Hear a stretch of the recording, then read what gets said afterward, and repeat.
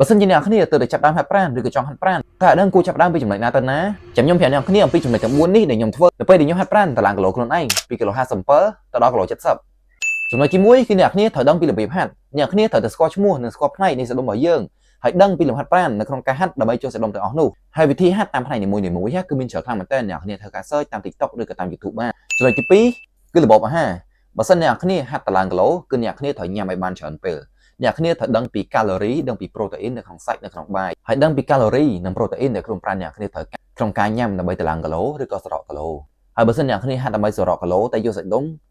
គួរតែញ៉ាំកាឡូរីតិចហើយញ៉ាំប្រូតេអ៊ីនឲ្យបានច្រើនចំណុចទី3គឺការរៀបការភាគក្នុងការហាត់ឧទាហរណ៍អ្នកគ្នាចង់ហាត់មួយថ្ងៃក្នុងមួយសប្តាហ៍អ្នកគ្នាត្រូវមានថ្ងៃ rest day ឲ្យបានរៀងច្រើនតិចព្រោះអីខ្លួនប្រាណយើងត្រូវការសម្រាកខ្លាំងមែនតើដើម្បី recover សាច់ដុំរបស់យើងព្រោះអីតែយើងហាត់ជាប់ឧទាហរណ៍មួយអាទិត្យហ្នឹងយើងហាត់មួយអាទិត្យជាប់គឺគុំតែមានថ្ងៃណាមួយយើងនឹងជួបនៅបញ្ហាមួយគឺបញ្ហាលាកសាច់ដុំយើងហ្មងចឹងហើយបើសិនអ្នកគ្នាចង់ហាត់តឡើងគីឡូកាលវិភាគដែលខ្ញុំ recommend ខ្លាំងមែនតើគឺមួយអាទិត្យត្រូវហាត់4ទៅ3ថ្ងៃអីហ្នឹងហើយយើងហាត់2ថ្ងៃ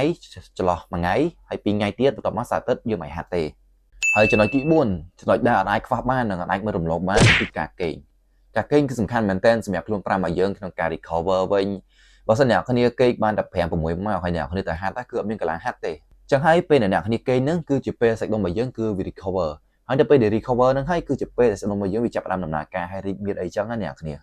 សរុបឲ្យខ្លីបើសិនអ្នកគ្នាហាត់ខ្លាំងយ៉ាងណាក៏ដោយឧទាហរណ៍បើអ្នកគ្នាលើកគីឡូខ្លាំងឬក៏ហាត់ខ្លាំងយ៉ាងណាក៏ដោយបើសិនអ្នកគ្នាគេងមួយថ្ងៃបានតែ3 4ម៉ោងទេគឺចប់យល់ហ្មងគឺចប់ខ្លាំងមែនតើយល់ហ្មង